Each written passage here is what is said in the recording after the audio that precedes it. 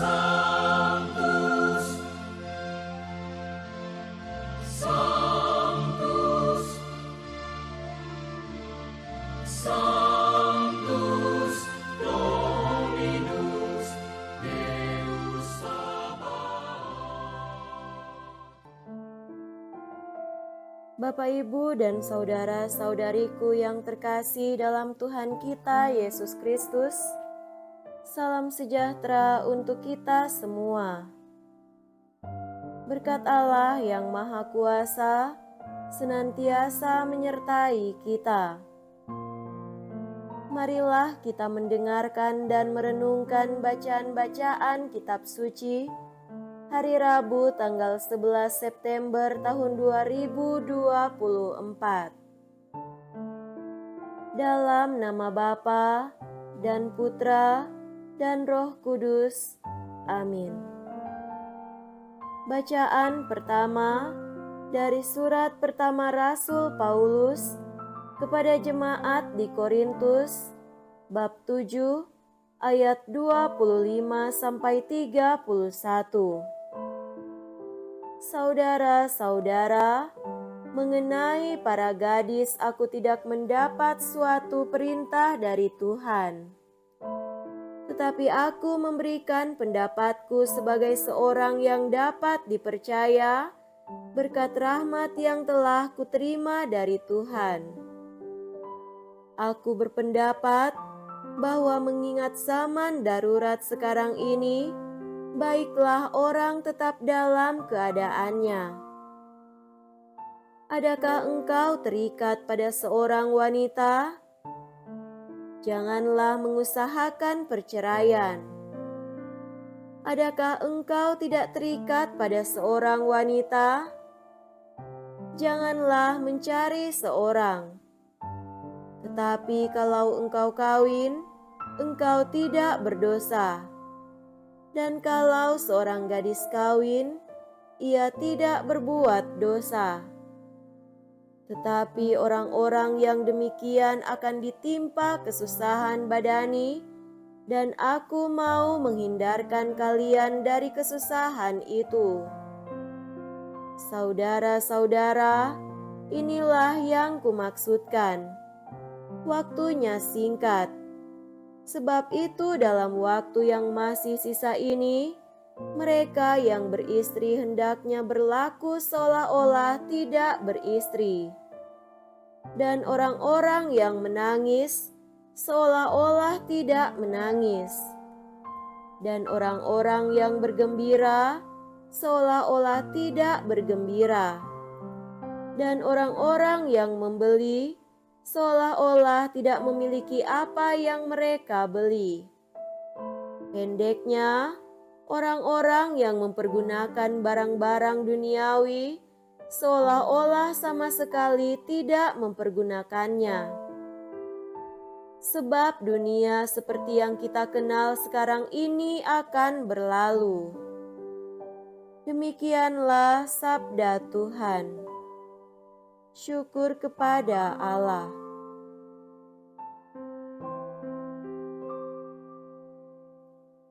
Semoga Tuhan beserta kita sekarang dan selama-lamanya.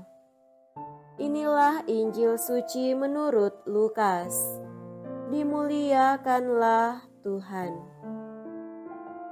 Injil Lukas bab 6 ayat 20 sampai 26. Pada waktu itu, Yesus memandang murid-muridnya lalu berkata, "Berbahagialah hai kalian yang miskin, karena kalianlah yang empunya kerajaan Allah. Berbahagialah hai kalian yang kini kelaparan, karena kalian akan dipuaskan.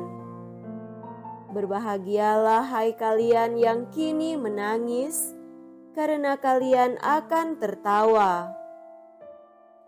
Berbahagialah hai kalian bila demi Anak Manusia kalian dibenci, dikucilkan, dan dicela serta ditolak. Bersukacitalah dan bergembiralah pada waktu itu, karena secara itu pula nenek moyang mereka telah memperlakukan para nabi. Tetapi celakalah kalian, orang kaya, karena dalam kekayaanmu kalian telah memperoleh hiburan. Celakalah kalian yang kini kenyang, karena kalian akan lapar. Celakalah kalian yang kini tertawa, karena kalian akan berduka cita dan menangis. Celakalah kalian jika semua orang memuji kalian, karena secara itu pula nenek moyang mereka telah memperlakukan nabi-nabi palsu. Demikianlah sabda Tuhan. Terpujilah Kristus.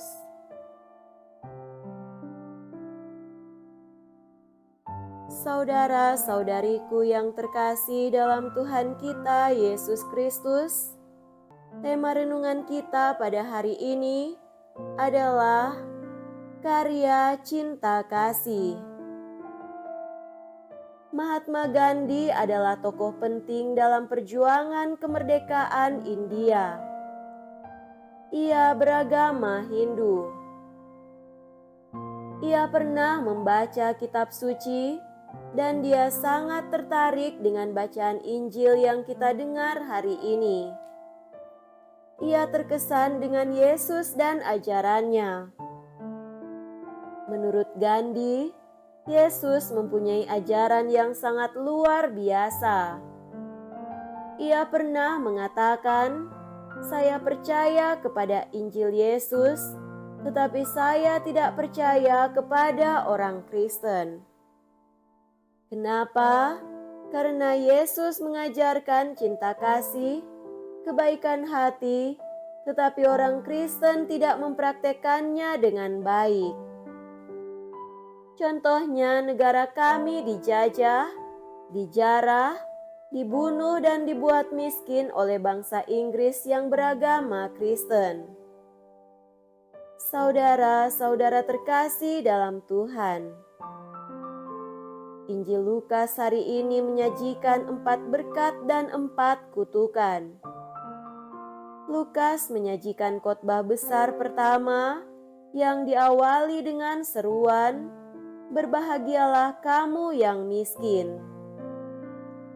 Ada yang menyebut khotbah ini sebagai ceramah di dataran karena menurut Lukas Yesus turun dari gunung dan berhenti di suatu tempat yang datar, dan disitulah ia menyampaikan khotbahnya.